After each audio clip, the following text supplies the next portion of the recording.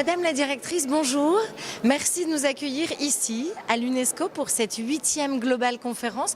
Tout d'abord, un sentiment, le sentiment d'accueillir la Global Conférence ici, à l'UNESCO.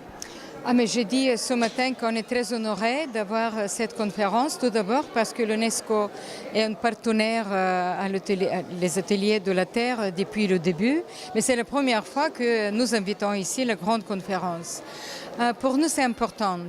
C'est important parce que c'est la première conférence après la grande conférence des Nations Unies à Rio de Janeiro au Brésil, Rio Plus 20, qui discutait les questions de développement durable.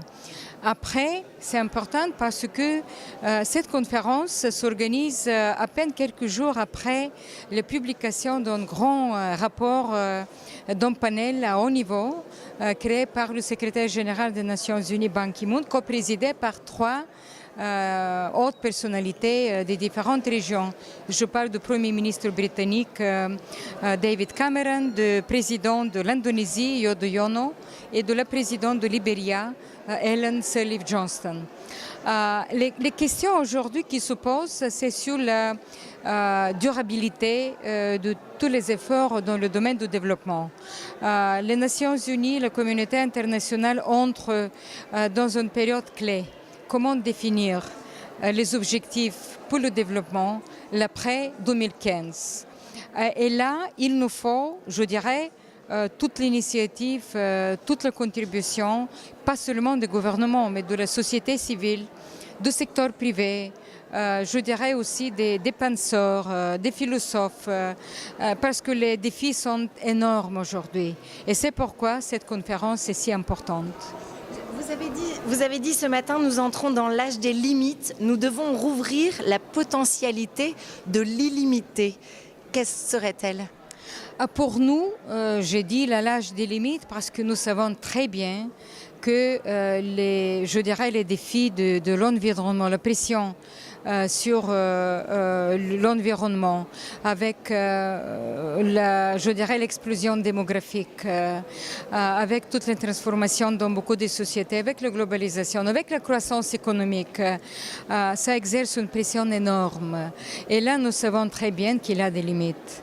Mais quand nous parlons de l'infinité, les limites, c'est la création, la créativité humaine.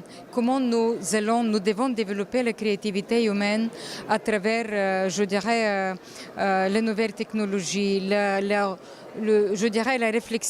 nouvelle réflexion de repenser le mode de consommation, le mode de notre approche vers les autres, utiliser toute la diversité et la créativité humaine pour une bonne cause.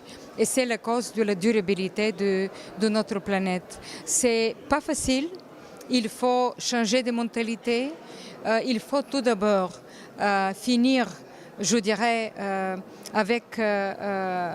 remplir les objectifs du millénaire de développement. Il faut se tourner vers les pays, les continents qui subissent les plus grandes difficultés.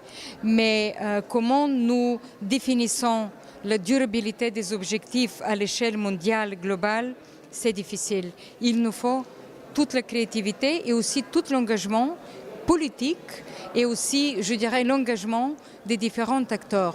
La société civile, le privé, parce que c'est dans le secteur privé des économies qui en sont ces urgences, et aussi l'innovation et la créativité qui viennent, et bien évidemment la société civile. Merci beaucoup, Madame Bokova. Merci à vous aussi. Merci à l'UNESCO. Merci.